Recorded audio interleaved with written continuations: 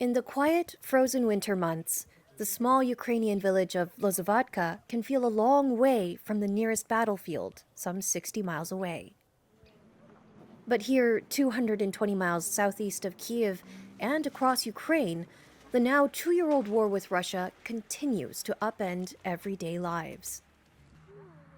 Alona Onushchuk lost her husband Serhiy Aloshkin in fighting in the eastern city of Bakhmut at the end of 2022. His grave lies alongside 10 others here. They're among tens of thousands estimated to have been killed or injured in the 24 months since Russia's invasion. As the village council said, we did not expect that there would be so many of them, to the extent that we could have made an alley of heroes from the very beginning. Onushchuk, who quit her job when she became pregnant, now cares for 5-year-old Annelina, while she struggles to cope with the loss of her husband. This is in the city of Mariupol.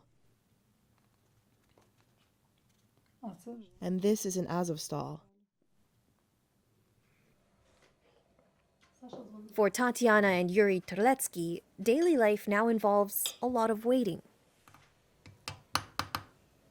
For news about their son, Denis, who they say was captured in the port city of Mariupol in May 2022. This is very difficult. It is 2024 and we don't have any news. 2024 рік, а ніяких I don't know anything about my son. не знаємо, нічого ми не знаємо. Я нічого не знаю за свого сина. По мені може і не видно. You might not notice when looking at me, but deep down I worry too. Sometimes he comes into my dreams. I want to see him again. I want him to come back home soon. Так. Ukraine says around 8,000 soldiers and civilians are in Russian captivity.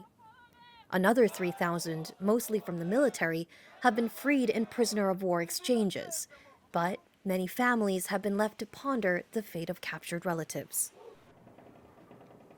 As the war stretches into a third year, Kyiv is looking to mobilize up to 500,000 more Ukrainians, draining villages like Lozuvatka of family members, friends, and colleagues.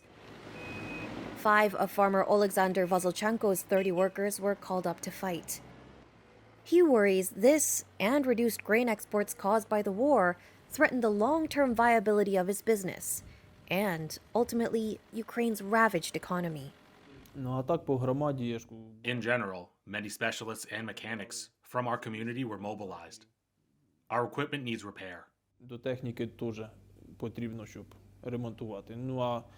We need to cultivate the land, and we haven't trained young people yet. We will work on this.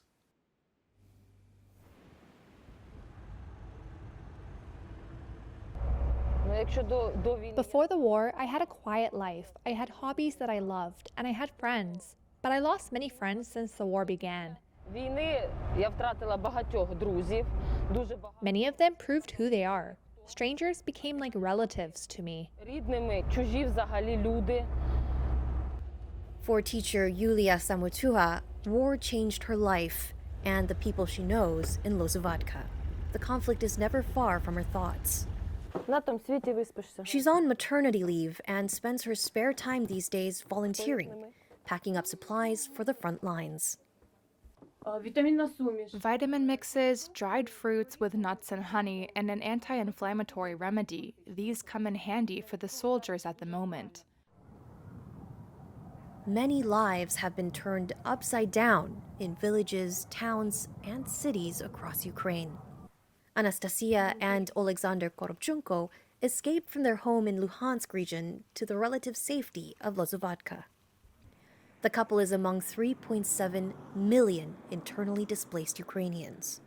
Another 5.9 million remain displaced outside Ukraine. The couple say their plans are on hold until their future and that of Ukraine is clear. When you don't know what will happen to you tomorrow, it's very hard to even think about living with a child in these conditions. I would really like to have a full family and give birth to a child, but we do not know where we will be tomorrow and what will happen to us tomorrow.